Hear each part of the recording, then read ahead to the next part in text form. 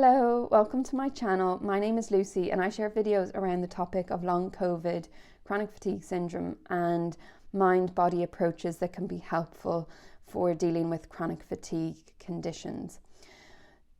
So today's video is on the topic of increasing activity and things that you can consider if you want to increase activity and you want that to go well. So I'm not a medical professional, so this isn't medical or mental health advice. I'm just sharing things that I've found helpful and things that I've read around mind-body approaches. So one of the really key aspects about increasing activity is building positive associations with activity and with symptoms.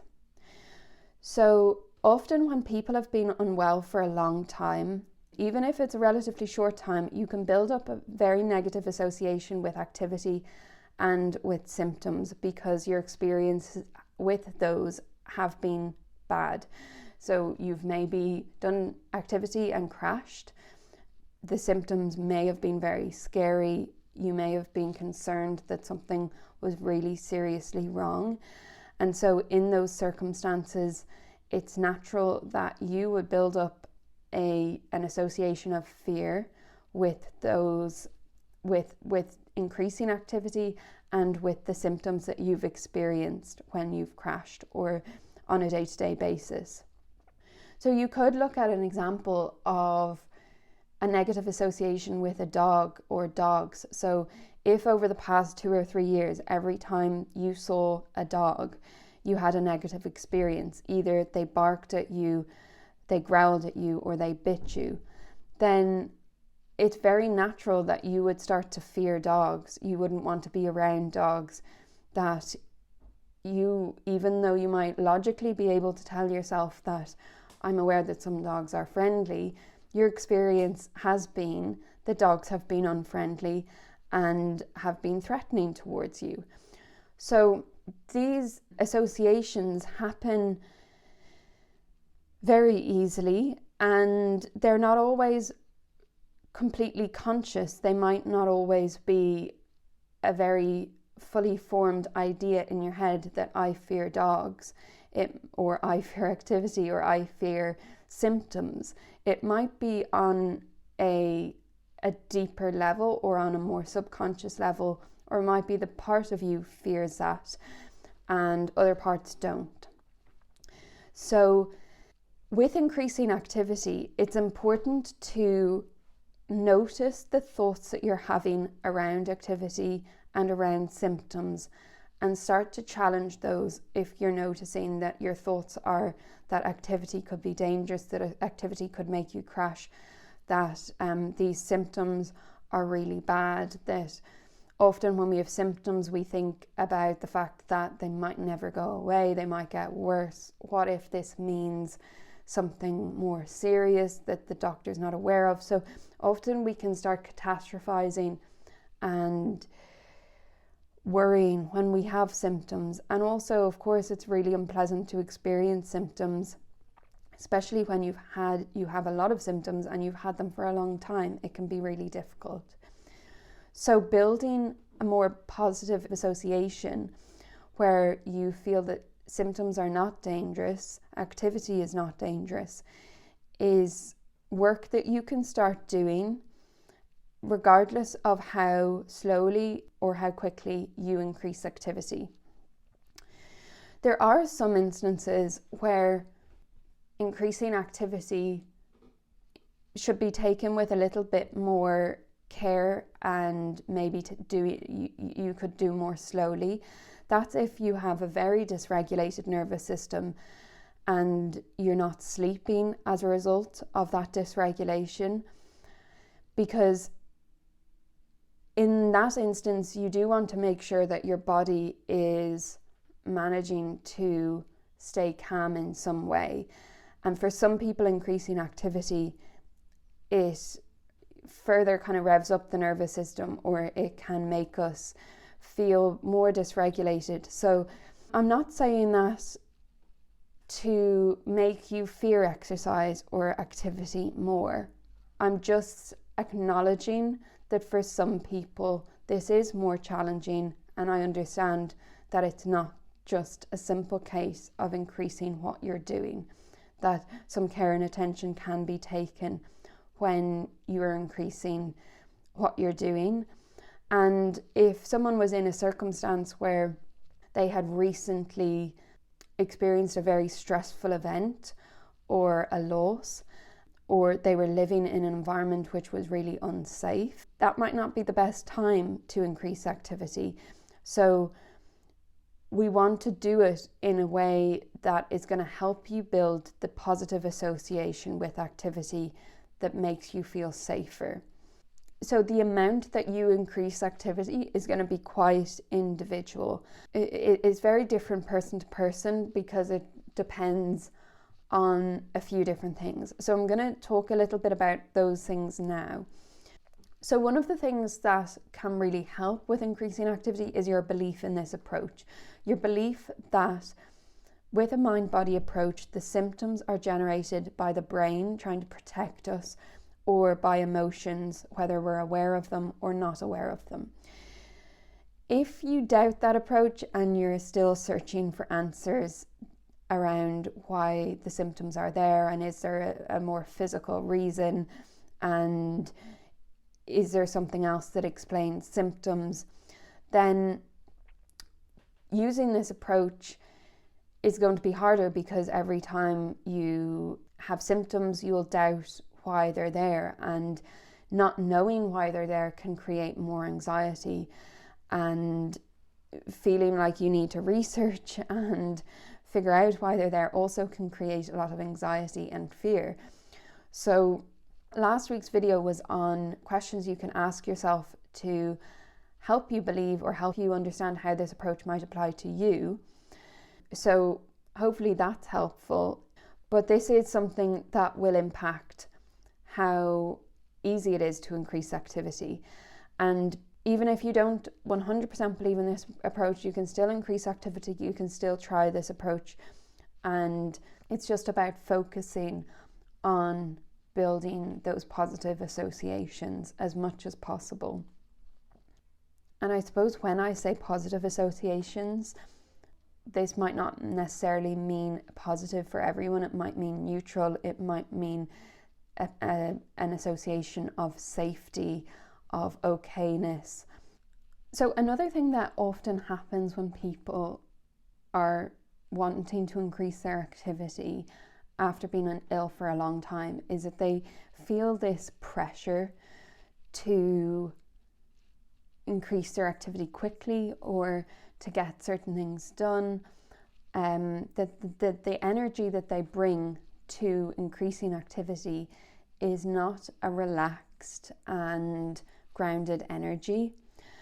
And sometimes this can be because of the certain personality characteristics that we have, or the different parts that we have.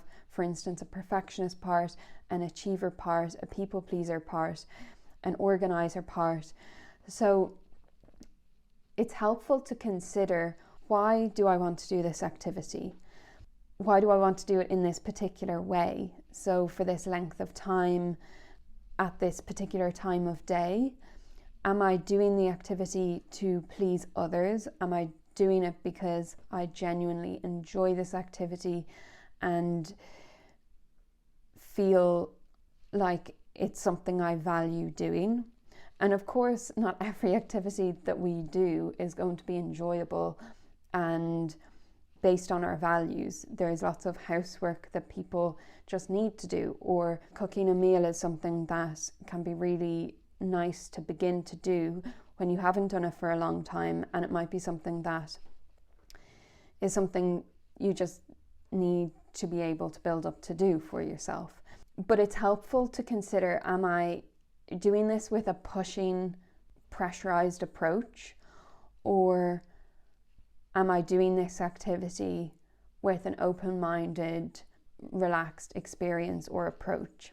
If you notice that every activity you want to do, you're coming with this sort of pressurized, achiever-focused or perfectionistic tendency, then that's something to reflect on and something to consider. And the more that we can increase activity from the more grounded and calm self within us, the more likely those activities are going to go well, because pressure leads to stress and emotions will come up, and with more emotions there's more likely you will have more symptoms, and your body is going to find it hard to relax if you feel that pressure as well. Another thing to consider with increasing activity is how different parts of you feel about doing that activity. Is there a part of you that feels that this activity is really unsafe, and you might need to understand where that part is coming from, write down what that part thinks, what that part feels, and protect that part as much as you can by showing it compassion, care, understanding as to why the fear is there.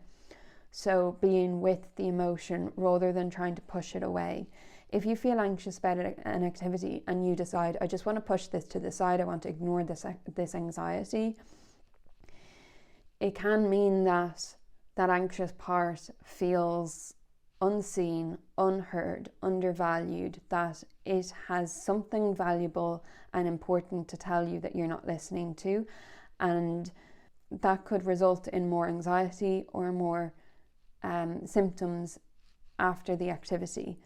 So that's just something to consider when you're increasing activity, or something to reflect on when you're introducing new activities into your day-to-day routine. Another thing is what you're expecting will happen after you increase activity. So are you expecting this big backlash of symptoms? And do you have a story about what's going to happen, how many days it's going to take you to recover?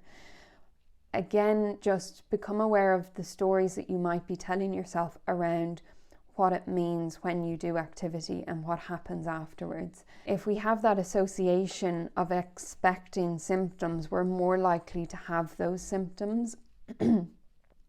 And that's not to say you won't have symptoms. I suppose it's being open to what happens after you do the activity.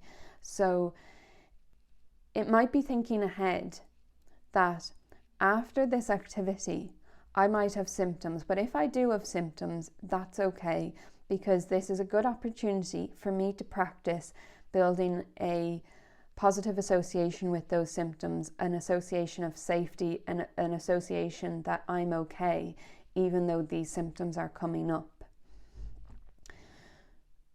So it can be a good opportunity if symptoms do arise after you've done activity. For some people, they might just get no symptoms after doing activities when they really believe in this work and when it sort of all starts to come together. I did experience symptoms after I did new activities or after I increased my activity, but I just kept coming back to giving myself messages of safety and reassuring myself that this is normal, this is okay, and I would do as much emotional work as I can. So I would reflect on any parts that might be anxious, that might be upset, that might be fearful. And it's very normal that a part of us might feel fear because of our past experiences with those symptoms or with increasing activity in the past. So it's important to really engage in every aspect of this to give yourself the best chance of seeing a good outcome. And by a good outcome, I don't mean no symptoms. I mean building that more positive association with symptoms and with activity. That's, I suppose, something that you can start to think about and frame, that your goal is to build the positive association and the association of safety with symptoms and activity, rather than your goal being, I want to have no symptoms and I want to increase my activity as quickly as possible. Another expectation to set yourself, especially if you have a strong perfectionist part or an achiever part, is that this is not going to be a perfect upward trajectory all of the time. That it's okay if symptoms come up. It's okay if the activity doesn't go perfectly. It's okay if this ends up being a bit of a messy process. If we're aiming for perfection and to have our outcome look a certain way, then it's going to put additional pressure on us to achieve that outcome, and it might be very unrealistic. So the other thing that sometimes can happen with increasing activity is if you have an activity that you want to do, but it's been hard to get to doing that activity, ask yourself, what story have you told yourself around that activity? So for instance, have you been telling yourself, once I do this, then that means I have to be able to do X, Y, and Z? Or have you been telling yourself, when I do this, then everyone will expect me to be able to do it all of the time, and I don't want to let other people down, so that adds additional pressure. All of these ideas or stories or expectations that we set for ourselves can mean that it's much harder to move forward, because the pressure of getting everything right is too unrealistic.